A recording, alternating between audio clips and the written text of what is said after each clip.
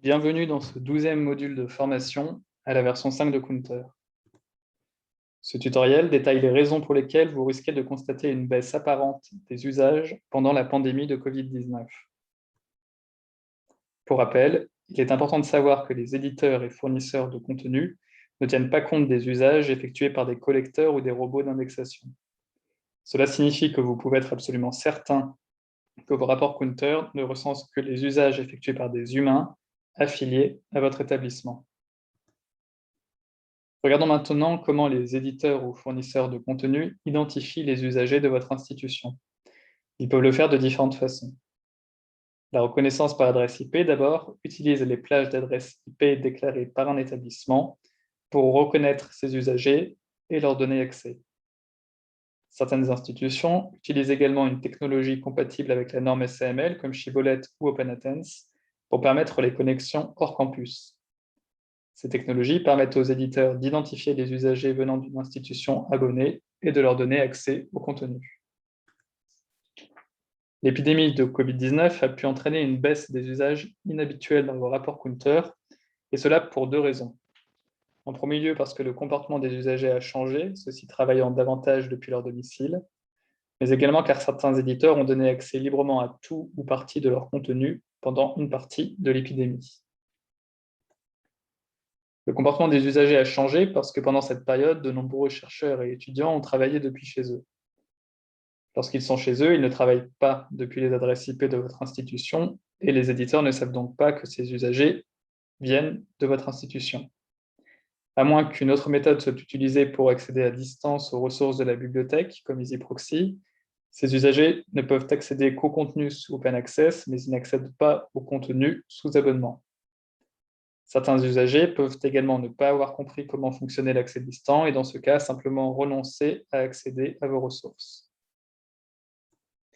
Pendant la pandémie, de nombreux éditeurs ont ouvert les accès à tout ou partie de leur contenu. Ils l'ont fait notamment pour soutenir les scientifiques et professionnels de santé travaillant sur le virus.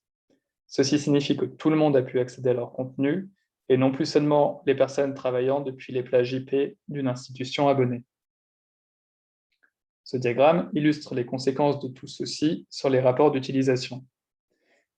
La totalité des usages du contenu d'une plateforme d'éditeur inclut, on l'a vu, aussi bien les usages humains que ceux générés par des robots d'indexation. Conformément au code des bonnes pratiques Counter, toutes les utilisations robotisées sont supprimées. Nous ne retrouvons donc plus qu'avec l'utilisation humaine réelle et l'activité de text en data mining d'abonnés connus. Ces consultations nettoyées sont ensuite attribuées aux adresses IP institutionnelles connues de l'éditeur. La plupart des usages réels restent extérieurs aux plages IP institutionnelles. Vos rapports Counter contiennent donc des données d'usage nettoyées avec les usages relevant de votre institution. Comme vous pouvez le voir, ils ne représentent qu'une toute petite partie de l'ensemble des utilisations.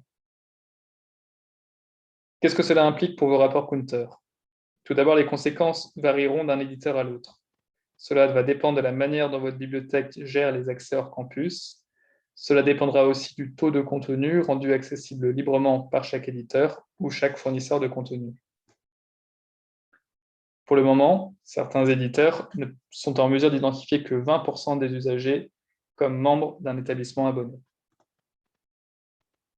Vous pouvez vérifier quels éditeurs ou fournisseurs ont rendu leur contenu accessible librement en vous référant notamment aux listes suivantes. En France, vous pouvez consulter la liste Couperin à l'adresse suivante. Si vous constatez une chute de vos usages, vous pouvez également vous adresser directement à l'éditeur concerné ou à son représentant. Comprendre pourquoi les usages semblent avoir diminué pendant cette période sera primordial au moment de la préparation de vos rapports d'activité. L'usage est en effet un élément décisif dans le fait de désabonner ou non certaines ressources. Nous ne voudrions donc pas voir certains éditeurs pénalisés pour avoir agi positivement en ouvrant leurs données lors de la pandémie. Gardez donc ces éléments en tête au moment de consulter vos rapports Counter correspondant à la période de pandémie. Pour en apprendre davantage, rendez-vous sur la chaîne YouTube Counter où vous trouverez d'autres modules vidéo.